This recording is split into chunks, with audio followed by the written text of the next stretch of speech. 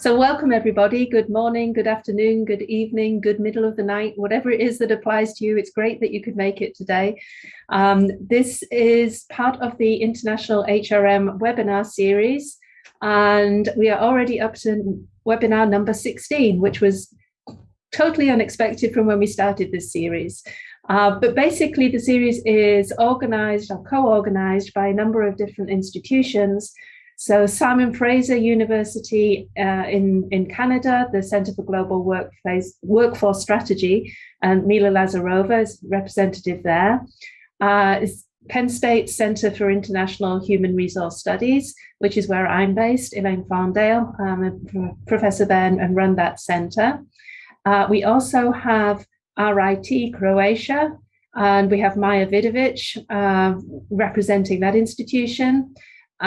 ESCP in Europe, specifically Marion Festing in Germany and Maral Muratbekova in France, and Clarion University, Miguel Olivas. So the group of us all got together and said, we've got to do something about this lack of conferences during the whole pandemic period. And we still want to, be able to learn and share knowledge and, think of all these fantastic keynotes that just haven't been able to take place. And so we decided to set up this series, and we have an overwhelming number of people registering and attending the series right through to today. And so we're glad that it's been so useful for people. And we plan to continue, so don't worry there. If you've missed any of the webinars so far, we have a YouTube channel. And some details will be shared in the chat with you about that channel, so you can see any of these webinars whenever you want to. They're always available free of charge there for you to look at yourself or use in your classrooms, share with your students, whatever you would like to do. So then today we are doing our 16th webinar. And I want to introduce to you Mary Yoko Brannan.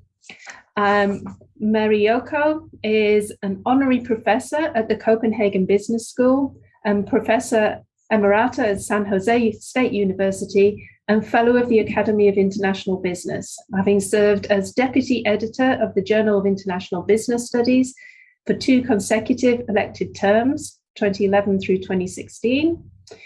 An organizational ethnographer, her research seeks to understand the effects of multiple cultural contexts on individuals and organizations in which they are employed. Her work asks, how do language and culture affect today's complex cultural organizations and the people they employ? What are the effects of today's new workplace demographic brought on by the unprecedented migration and mobility? Through her understanding of the challenges and skill sets of this new demographic, Professor Brannan sheds light on the many opportunities they bring to organizations. So I'm really excited about this talk myself, because I think the field of international HRM will benefit greatly from a greater ethnographic focus. We'll hand over shortly, but if you have questions, as usual, please use the Q&A facility. And add any comments or questions in there. I will be moderating the session, so I will check these and I will share these with our speaker as appropriate. So the chat is disabled. You can only use the Q&A. And people often ask about slides. Well, the recording of the whole video will be available a few days after the event, once we've been able to get it uploaded on YouTube. So based on that introduction, I would like to pass over to Mary Yoko, who is going to be speaking on ethnography in international business, theorizing from fieldwork to theory in complex cultural contexts. Mary Yoko, the floor is yours. Thank you. It's really my pleasure to be able to give this webinar today. Thank you all for registering, and those of you who are at another time zone and see this as a recorded video, welcome at that time.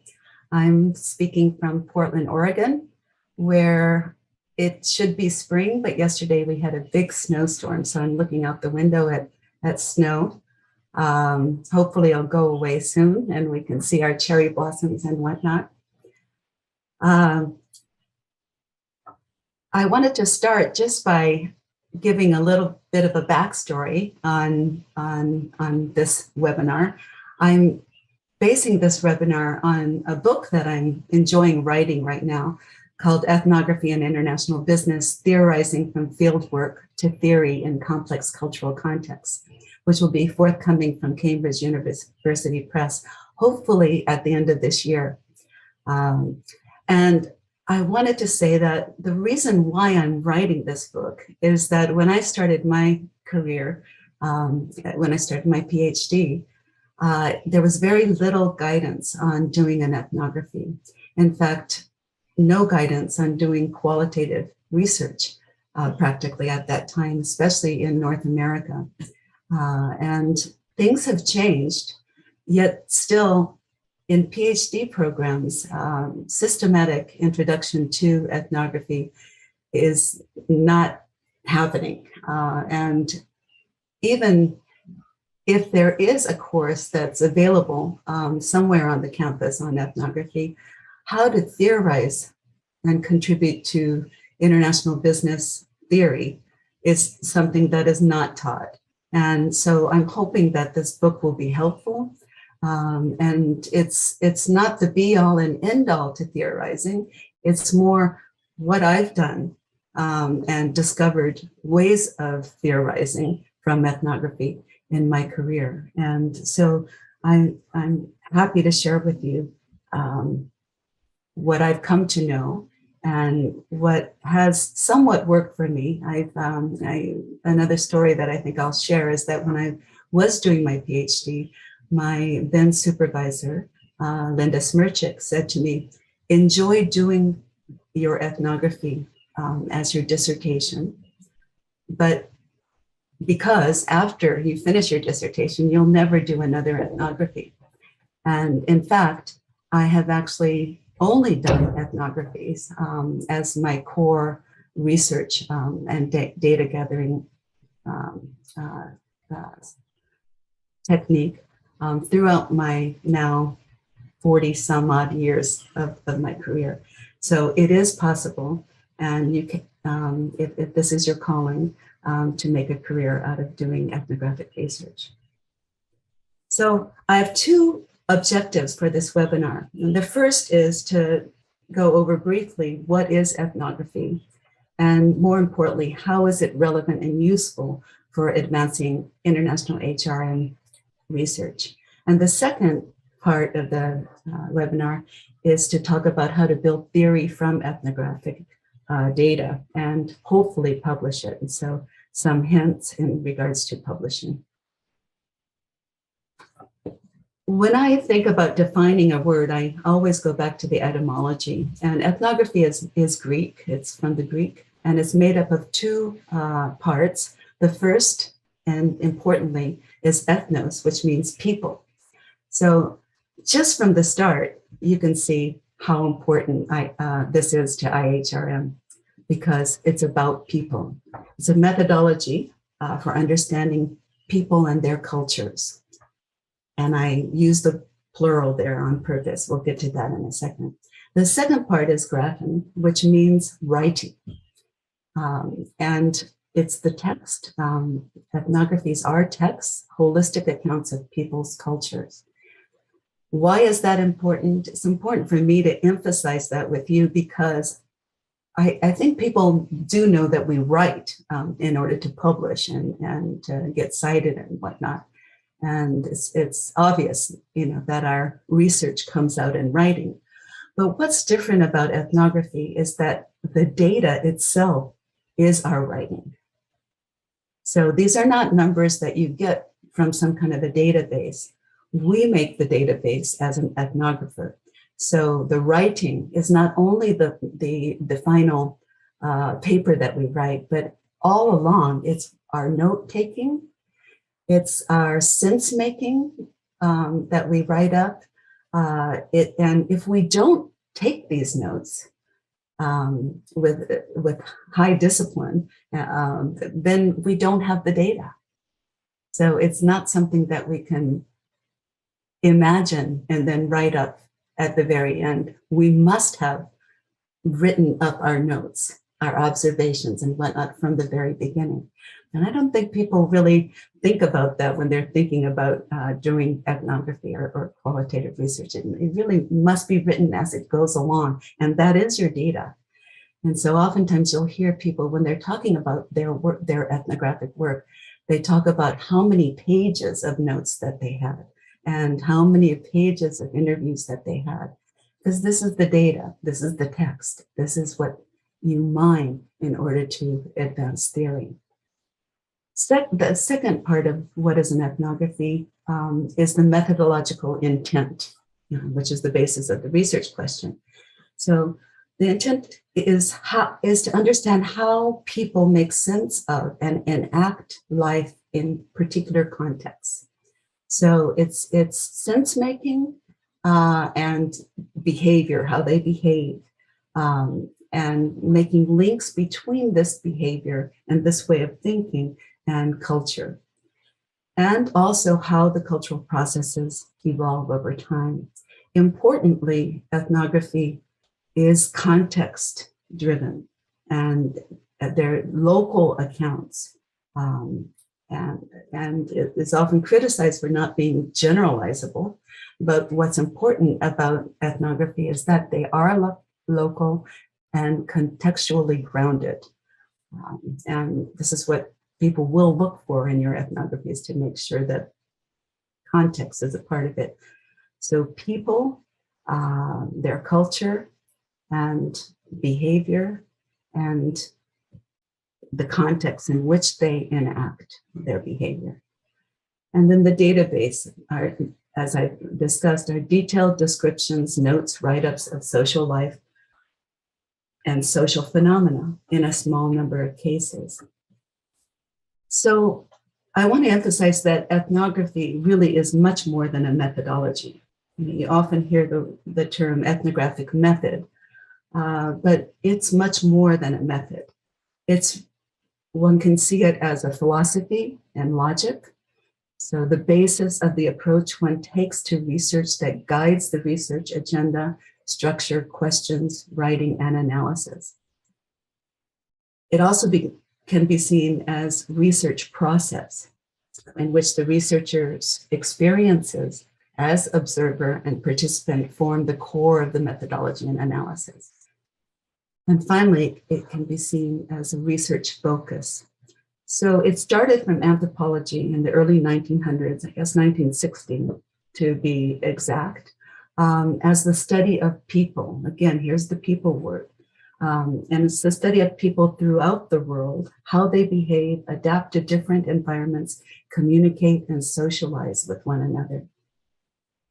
And it's focused on the culture concept. So the culture concept is the lens through which an ethnographer interprets the shared understanding and collective action of a group of people, as well as to surface the minority voices and resistance. And I wanted to add this quote by John Van Manen in his book, Tales of the Field. I've added a word to it, which is in parentheses, but he talks about ethnography as portraits of diversity in an homogenized world. And I put seemingly homogenized world because from a distance, it looks homogenized, but up close and personal, which is what ethnographers do, look up close and personal. We see differences that really matter. And this is one of the strong strengths of ethnography. So we think of the paradigm continuum. Ethnography is really as far as you can get away from the positivist point of view. It's rather than being objective, scientific, concrete, predictable, factual data. Ethnography is based on with the idea of social construction. It's subjective, always local, and are accounts of specific socially constructed realities. As in regards to methodology, it's experiential, meaning that the ethnographer puts themselves in the shoes of the other, and then interprets what they see, hear, sense, feel. And it's often written up in terms of ethnography and ethnography itself, as in a monograph, in case studies, and often uses semiotic analysis or understanding the way the words are used by the people that they're engaged with in their study. Here's what I think are 7 basics of ethnography. First, it's carried out in a natural setting, not in a laboratory. So you can see that laboratory experiments that one might do in psychology, cultural psychology settings, is at the far end, more on the positivist side, whereas ethnography is done in a natural setting. Second, it involves face-to-face interaction with participants, so field work. Generally, as a participant in the context of the study. Third, it attempts to represent and reflect participant perspective, so the native point of view, the emic perspective, as opposed to the etic. It utilizes inductive, interactive, and recursive data collection and analytic strategies to build local cultural theories. So it's iterative. It's much more circular as opposed to continuous in terms of finishing one stage and then another. Relies on multiple and continuous data sources, including quantitative and qualitative, primary and secondary, textual, oral, visual, and oral. Many people think that ethnography or qualitative research is qualitative, but ethnography, actually, ethnographers, anthropologists have traditionally used mixed methods.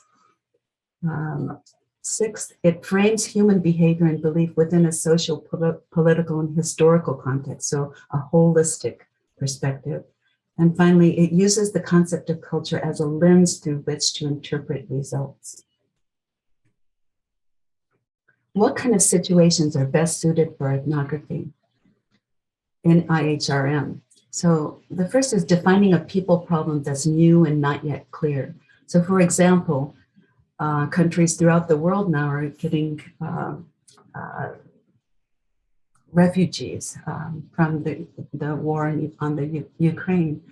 How, in order to understand the situation of these refugees coming into the workplace, and the workplace has a big role to play in their integration. It would be we don't know what it would be like for Ukrainians coming into our country. So defining this problem would be, and speaking to refugees would be one situation very useful for ethnography. International business is phenomenon driven. So it generally has lots of things that are not yet clear. Countries that are coming up that we didn't have before, situations, technology that affects workplace outcomes, et cetera, et cetera. So when there's a problem that hasn't been researched and isn't clear, for example, my dissertation, it was when there was many takeovers by Japanese management of firms in the US. It wasn't clear how they would go about negotiating their organizational culture. So that was an example of defining a problem that was new and not yet clear. Defining a people problem when it's complex and embedded in multiple systems, sectors, and other mixed cultural contexts. Okay? So maybe homelessness, there's an example of thinking about what the problem is from a variety of different sectoral understandings, tourism, the church, et cetera, et cetera. Third, identifying all the stakeholders involved in a problem and understanding their distinct and sometimes differing viewpoints. And exploring the factors associated with the problem to identify, understand, and express them.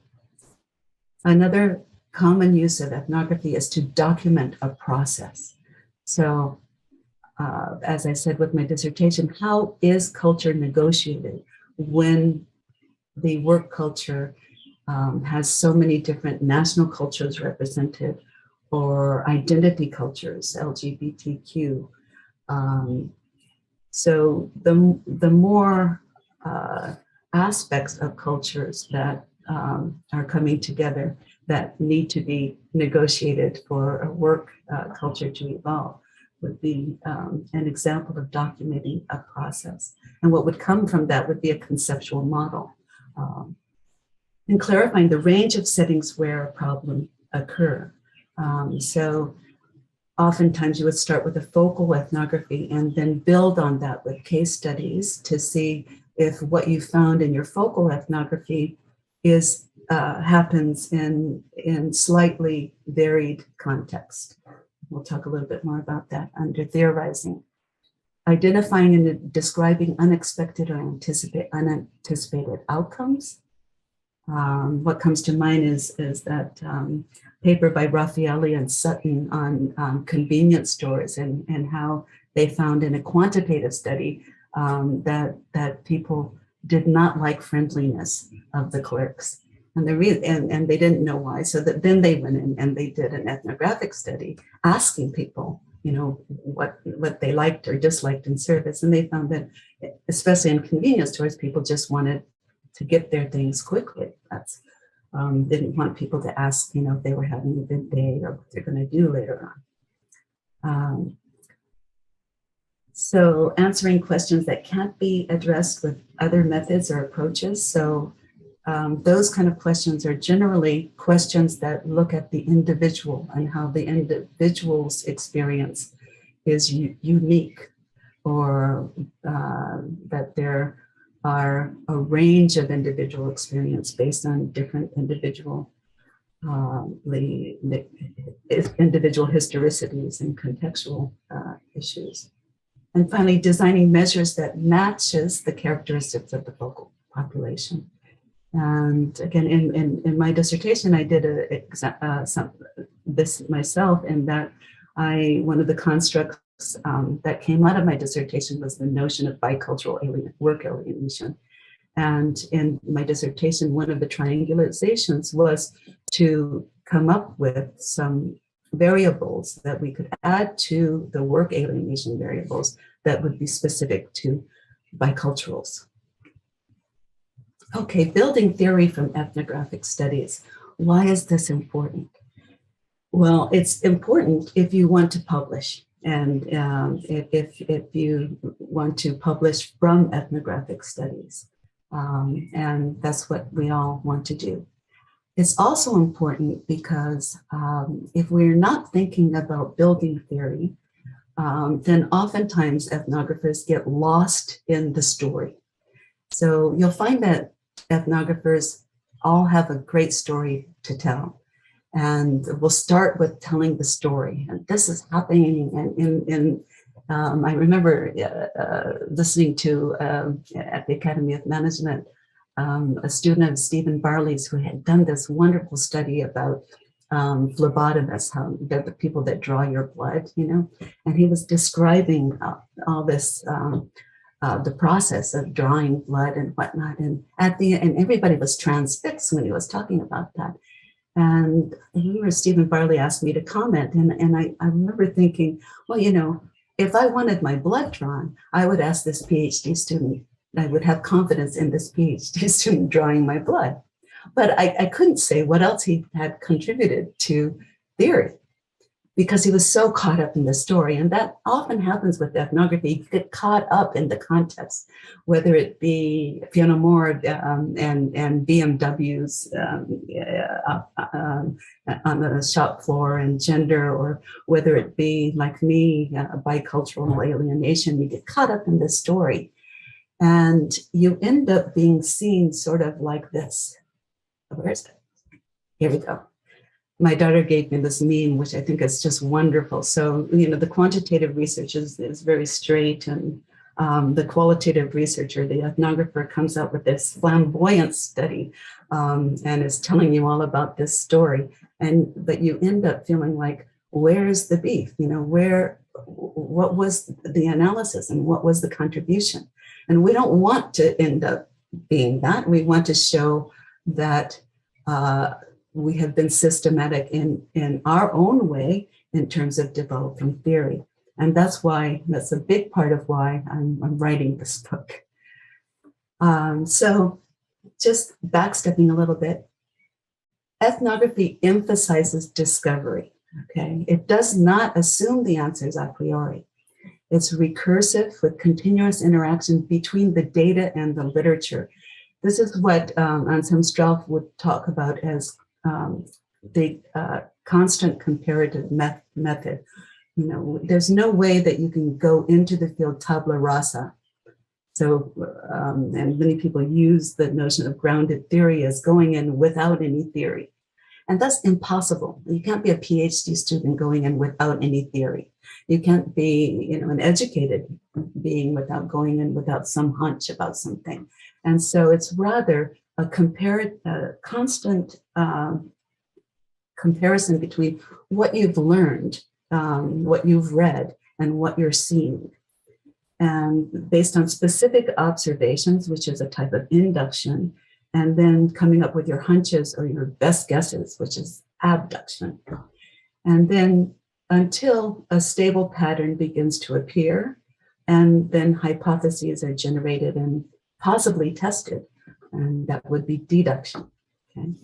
So ethnography can be conducted in almost any setting that involves people, human beings. And so that's another reason why it's really rife for international human resource management. What type of research questions are ethnographic? Generally, it involves ontological inquiry. So the notion of being, you know, what's going on around here? You know, what's the existential question? A simple question, but it's really hard to answer. And it usually answers a how question or a why question, not a what question. Here's some examples. The first research question is from a positivist viewpoint, and the second one more from an ethnographic viewpoint. So, what are the workplace outcomes of immigrants and their progeny? It's a question that recently I tried to answer with colleagues from the University of Victoria. That's a quantitative type question. You can just collect the data or get existing archival data and look at what the outcomes are in terms of satisfaction, in terms of promotion, in terms of whether or not, and the kind of pay, for example, you know, these variables, and you can do a study on that. Versus how do bi and multicultural individuals contribute to global organization? Or if they're recognized, if their contributions are recognized. That would be more of an ethnographic question. Here's another one. What is the impact of virtual team sessions and knowledge sharing activities on employee productivity in global teams? That would be a more positivist question versus how is the global teaming process working for the team? Or why do different people on the team understand or experience the teaming process differentially? Those would be more ethnographic types of research questions. And finally, at a more macro level, strategic level, do universal key performance indicators lead to greater subsidiary efficiency in multinational corporations? Okay, that would be more of a positivist question versus how do universal KPIs affect the ability of subsidiary employees to maintain core corporate values? And how does this differ by country, context, and why? That's more of an ethnographic, comparative ethnographic research question. So just an overview of the research cycle and the tools available. As I said, it's cyclic, it's iterative. And the one arrow, the one at the top, I don't know if you can see it that well, that's direct is that the research question, the problem of question comes before the methodology. Okay, that's really significant in the case of ethnographic research. And those questions can start either in the literature or in the real world, either way. And then the cycle can start deductively or inductively. And so the arrows in the triangle are going around and around. But that it's a process, a cycle of hypothesizing, questioning, then designing, then recording, note-taking, interviewing, using recording and then transcribing, then reporting on what we've heard, seen, experienced. And then there's many tools that we can use that are always new tools are coming out. Atlas TI now is that's in my opinion way ahead of the pack in terms of the contextualization and the kind of agility that it gives to analyzing the data. And there's several linguistic software programs that could be done that can be used in understanding emotions in teams, etc., like Luick and wordage. So this is just a representation of the cycle. We could spend a whole 2 hours on this. So I'm just giving you a brief introduction to that here. In my book and in just following my own experience in doing ethnography in IB, I've come up with 3 types of ethnography that I think are applicable and are different ways of thinking about ethnography in IB. The first is intercultural ethnography. And this is research carried out within an organization, so within the arena of an organization, usually with an organization that has subsidiaries and or divisions in several countries. And it seeks to understand the internal challenges and dynamics within the organization, arena of complex cultural organizations like IJVs, cross-national mergers and acquisitions, global teams. The second is transnational ethnography and is comparative by nature and focuses on contradictions or anomalies that belie IB constructs and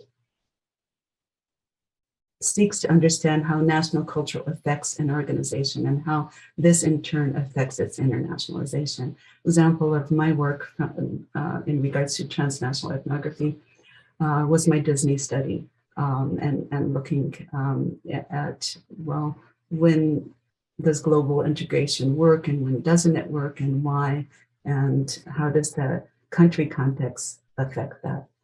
And then finally, strategic ethnography. And this is when a firm uses ethnography to research and plan for its future, for strategic growth and renewal, global integration, or learning and innovation, and can be seen as an opportunity for the C-suite to learn from insider ethnographers. And my work on Tesco is an example of this. So here is a table just to compare and contrast the various different aspects of these 3 types of ethnographies. The intercultural ethnography is really at the individual, team, or organizational level, and so it's within those contexts. It employs more traditional holistic methods of ethnography, whereas transnational is more at the national, multinational level, and the methods are more focal, comparative, and multi-site. And strategic is at the MNC global level, or global organizational level, and generally employs action research, autoethnography, or insider ethnography.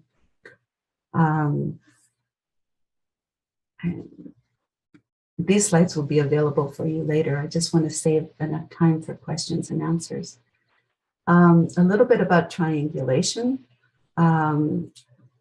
Different researchers utilize different language here, but I think about between methods and within methods triangulation. So within methods triangulation is, for example, if you see this circle here, is a, if you're doing a traditional ethnography, a focal ethnography, it generally, it's within methods. Triangulation is between what you see and what you observe and what you hear in the interviews, and you can triangulate that data with multiple data collection and a longitudinal time frame, documenting different perspectives on the same phenomena and repeating that over time. Those are all within methods triangulation. And between methods triangulation is when you go from an ethnography or from a quantitative study and then triangulate it with other mixed method options. So you could do an optional comparative ethnography. You could do multiple case studies with semi-structured interview schedules developed from the ethnography, survey, network analysis, cross-sectional analysis. Those would all be between methods triangulation. Some examples of research questions and results. Here's a research question. How do employees who come from different national, occupational, or organizational settings negotiate their multiple cultural perspectives and practices to accomplish work in a new setting? This was my dissertation. What are some of the individual differences in experiencing such complex change? What I wanted to understand was to explain how it's negotiated successfully or unsuccessfully and why the differences occurred. What I was able to contribute to theory was a process model of negotiated culture, some new constructs around bicultural alienation, and the potential for scale building.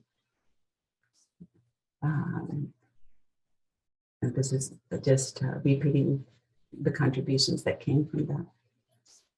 Here was the model of negotiated culture. I was able to get a general understanding of it from my dissertation, and then I did a comparative ethnography, transnational ethnography in Germany, and was able to then build on this model and understand what were the structural and contextual influences that came to play in negotiating culture. This is an important aspect that I wanted to mention, and that is from my dissertation and really the first A journal publication that I was able to get published from my dissertation was 2009, and I did that with Mark Peterson, who is a very skilled quantitative scale builder. And he was interested in my dissertation because of what I was finding on bicultural alienation. And so together we re-looked at my dissertation data, and my dissertation was an ethnography that I triangulated with a sit-down questionnaire. And I was really lucky to have done that because the ethnography surfaced that there was a strong voice coming out of the people who are working at this plant that was taken over by Japanese management of being alienated due to the Japanese management, Americans being alienated. But when I did the questionnaire, what I found out is that it wasn't significant, that actually job satisfaction was very, very high. And there were just pockets of alienation in the workforce. And so then with the questionnaire, I was able to see and understand which kinds of employees in what positions, for example, if they had a direct Japanese boss or if they were in finance or accounting versus in the actual production of the paper plant, which ones of them were more likely to be alienated. And follow-up interviews suggested that if an employee was bilingual, they were less likely to be alienated and less likely to be, for example, paranoid when the Japanese would sidebar in Japanese. And so I found a significance of language. And then I was able to follow up with more interviews to support the construct of bicultural alienation in specific circumstances and contexts.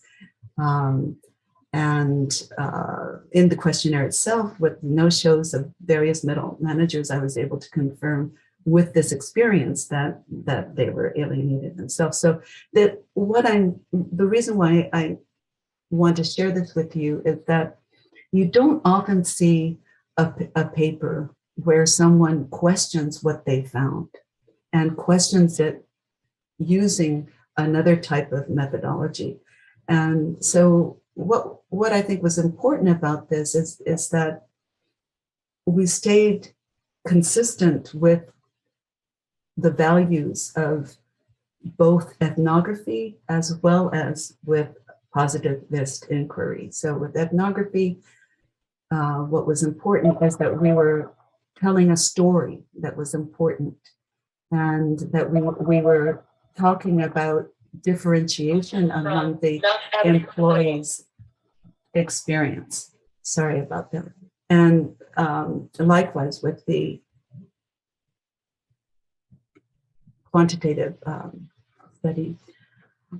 Here's another process theory that came out of a transcultural ethnography, recontextualization, how firm offerings change meaning when they're taken into other contexts.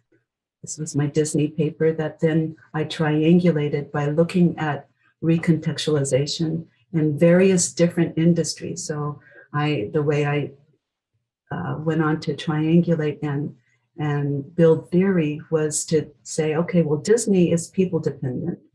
Will recontextualization matter in industries that aren't people dependent? So I went on to study ball bearings, for example, hard technology. And then I was able to see when recontextualization is more or less likely to occur. And this is just a table of what doing all of those follow-on case studies and additional ethnographies helped to develop this notion of different knowledge type. The more existential the knowledge type is, like Guanxi in China or Kaizen in Japan, the more likely you would have recontextualization.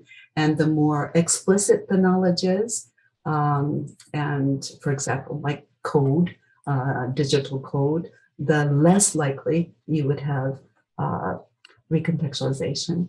And then being able to talk about and add value in regards to what are the knowledge sharing approaches that are useful in those kind of settings. So this is my final slide, and I wanted to end with this, which are the research qualities, kind of of quantitative versus qualitative data. And you've probably seen variations on this, but I want to emphasize this as a write-up checklist. So they're very, very different. The qualities are very, very different, right? Beginning with epistemology, and so fact versus social and cultural meaning, and so subjective meaning. The focus on variables versus focus on interactive processes and events. Generalization beyond the context being critical in quantitative analysis versus contextualization being critical in qualitative analysis. Multiple case and subjects versus few cases. Random sampling versus intentional sampling. Statistical analysis versus thematic analysis. Researcher detachment versus researcher immersion. So what do I mean by a checklist? Oftentimes we get papers at that are qualitative at JIBS that don't contextualize their study. We don't know enough about the context. And this is one of the virtues of qualitative data. So you must make sure that you are being very specific as to the context. Right? That you give us information that makes us trust your findings in terms of the validity and authenticity of your data. So it could be few cases and few subjects, but we want to know from their words, from the text, from what you heard, from what you see, that your observations and your theorizing is valid. And researcher immersion is quite important. Who were you as the researcher? And how does your stance as a researcher and your own historicity influence what you see? An example of that is I was primed to see bicultural alienation because I'm a bicultural at the plant. And if I hid that, then it would take away from the trustworthiness of my account. Finally, both are useful and both are empirical, and mixed method research design can really be an advantage. And I would encourage you to take a look at our editorials from our editorial team. There's a 2016 JIB editorial, Can I Trust Your Findings?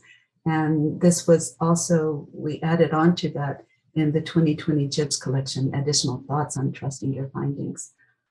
So if we can't trust your findings, you're going to look like the Elton John type figure with the bright pink feathers and telling a good story, but one that we can't really trust or do anything with.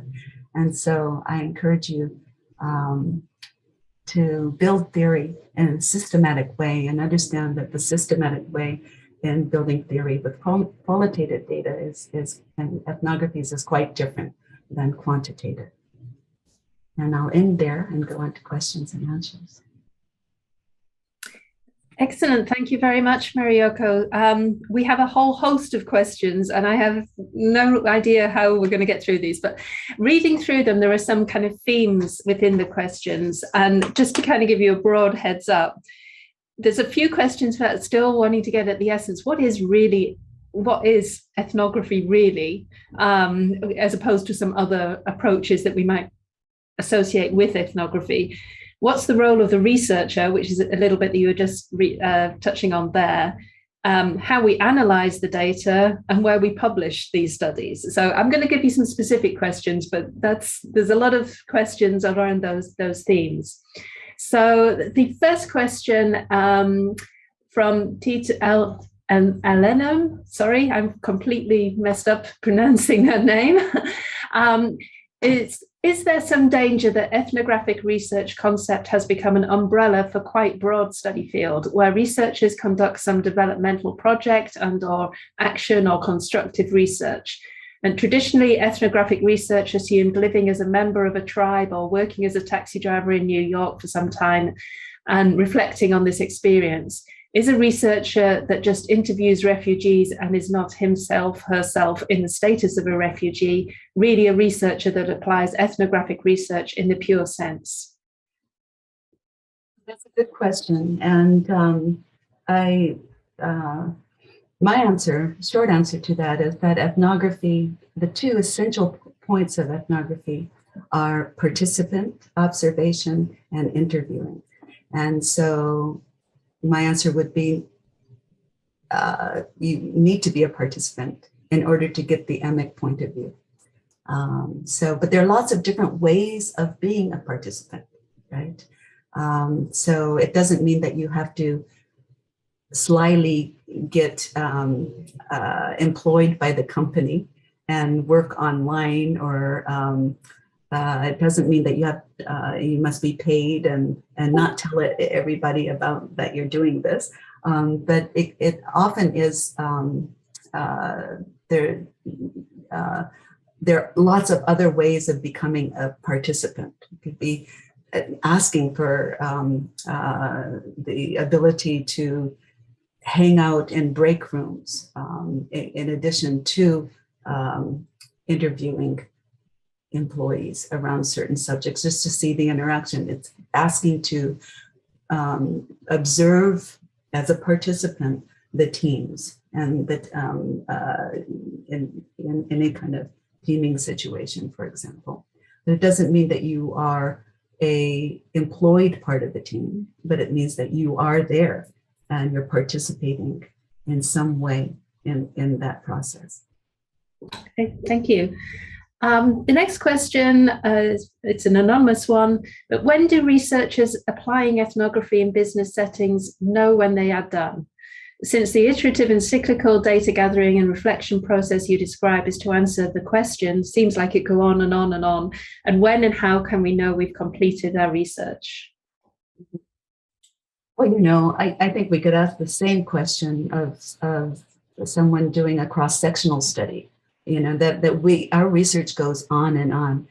That's the great thing about being an academic researcher, I mean, there's no end to our research, really. But if we bring that back and say, when do we know enough in order to write a paper? Then the answer is more when, to use some buzzwords, theoretical saturation, when you get no longer getting different types of responses to questions or different types of accounting of experiences. So then you think, okay, well, I've heard, I'm beginning to hear the same account over and over again. So let me stop here and go do my notes, go to my data, do some analysis and see what I can make of this. Always kind of looking at your research question and trying to elaborate on that, and then you have a contribution to make. And it might just be one contribution at that time that then you go back and make a further contribution on. For example, in my work, bicultural alienation was a construct that came up. And from that construct, so just the construct is a contribution, right? That's different from typical work alienation. And then I went on to think about, okay, well, when and what kind of people are more likely to be alienated biculturally? And so then you add that to it. So it's really never done. It's just iterative. And at each of those iterations, there may be a contribution.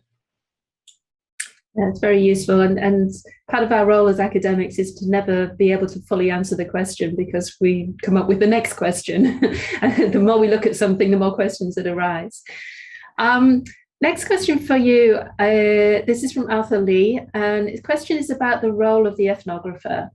As what we will see from the data is also a function of who we are and what we hope to see, could you please let us know what the role of the researcher's emic view / voice / subjective worldview is in the process of interpreting the data?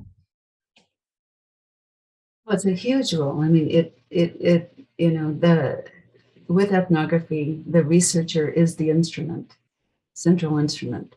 And so when reading ethnographic work, I'm looking to understand. I mean, if I'm going to trust the findings, I need to know who this person is and what their role was in the ethnography. If I don't see that in a write-up, then that would be one of the criticisms I have of that piece, And so I have to say that it's easier to talk about your role and who you are as a researcher and what you brought and how you might have affected the research setting when you're writing a monograph,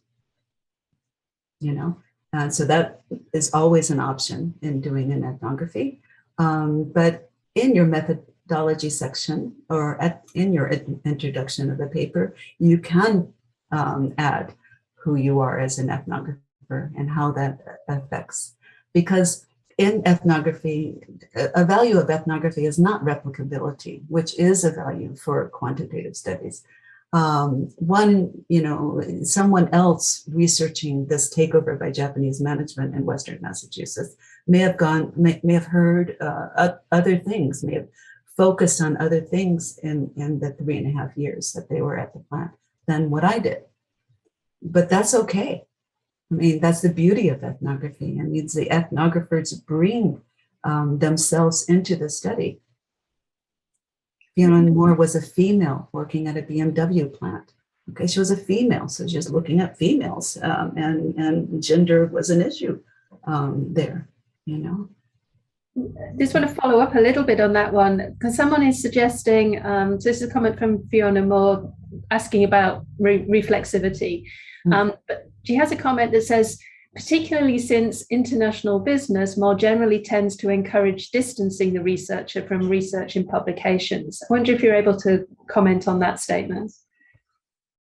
Yeah, well, I think all business research has a proclivity of distancing. And I just think that there's a place in international business research for being up close and personal. And that certainly would be around international HR issues, And so for example, again, with my dissertation, there was at the time during the 3.5 years, there was a time when the Japanese firm had to lay off some of the staff, some of the employees. And at that time, I was able to see the variation among the Japanese managers as to how they perceived laying off people. I mean, Japan is supposed to believe in lifetime employment. And among the 7 main managers, I saw complete range in terms of how they enacted the layoff. So in one case, the manager didn't show up on the day he was supposed to lay off people. In another case, the manager did show up, but then went and brought food and things to the family afterwards. And so a huge difference in the way they interpreted and experienced the layoff. And then that leads to thinking about, okay, well, national cultural traits are really differential based on people's age, context, et cetera, and what does that mean in terms of national cultural values and whether or not there are certain core ones and certain peripheral ones, but you just, keep thinking and thinking and thinking. And so I think there's absolutely room for focusing more at the individual level and up close and personal. And it's just the way you write it up and the how you show it being important to contributing to theory. Okay. And just the very last question, we can squeeze one in here. You mentioned about writing a monograph, and you just mentioned about how you write things up. So there's a very practical question, but this is from Anna Khadija. When we write a monograph based on ethnography research, should we elaborate the underlying theory/framework in a separate section, as in the typical foundation chapter, or should we blend the theories together with the results and discussion in themes? It means there's no separate foundation chapter. I think there should be a foundation chapter because I don't believe that you go into the field tabula rasa. So I think it's important to say how you went into the field and what your thoughts were and why. And if you're a PhD student, you've got a lot of literature that's at your foundation. And so you need to kind of fess up to what that was. But what's beautiful about writing a monograph is then you can say, in your findings, you can say, well, I saw this and this is very different than what the literature said. And you're able to then again, compare and contrast your observations with the literature. That's the constant comparative method, which we would want to see in the write-up. You want to see that problematizing, is that a word, of the literature and what you do with that. That's often where you find your contribution coming out of.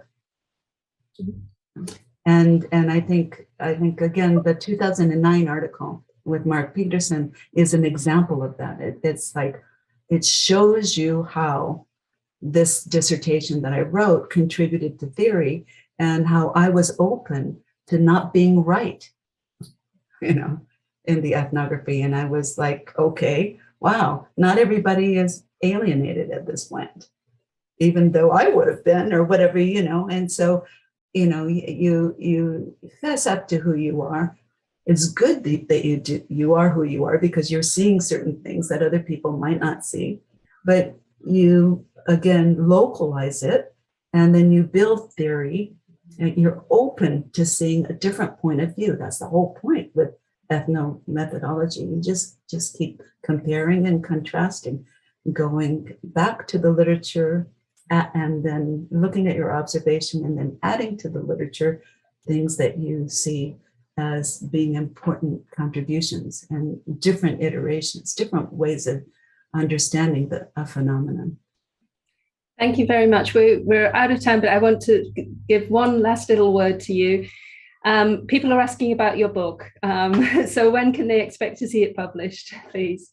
Well, I've been struggling with some health concerns this last year, and so it's not going as fast as I would like it to go. I'm sorry, but it's I think it's about 50% done. It's like asking a PhD student when they'll finish their dissertation, but I'm a little bit older and a little bit wiser, hopefully, but a little bit less robust, I guess. But I'm hoping that it'll come out by the end. They'll be finished by the end of 2022, and we'll be out there in early 2023. How's that? That's excellent. We're looking forward to it. I'm sure. If you let us know when it is out, we'll make sure we share it with everybody through this channel as well. So thank you very much, Mariyoko. That was excellent. There were a lot more questions. I apologize to those who I wasn't able to raise the questions. We do not have a webinar in May next month because we're running our the Global Conference on International Human Resource Management, an in-person conference. We're actually managing to run this, and that's happening in New York on the 19th to the 21st of May. So then we resume these webinars again in June, and so you can put in your calendar June the 23rd. That will be our next webinar with Marcus Podelko. And we will share information. Registration is not open yet, but I believe in the chat there's information there where you can follow Simon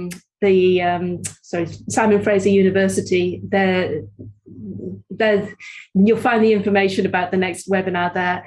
And there's also the link there to the Global Conference on International HRM, where the keynote speakers will be Nancy Adler and Sheila Puffer. So on that note, sorry for keeping everybody about 3 minutes over time, but hopefully you all have a great day wherever you are, and we'll see you at the next webinar. So thank you very much, everybody.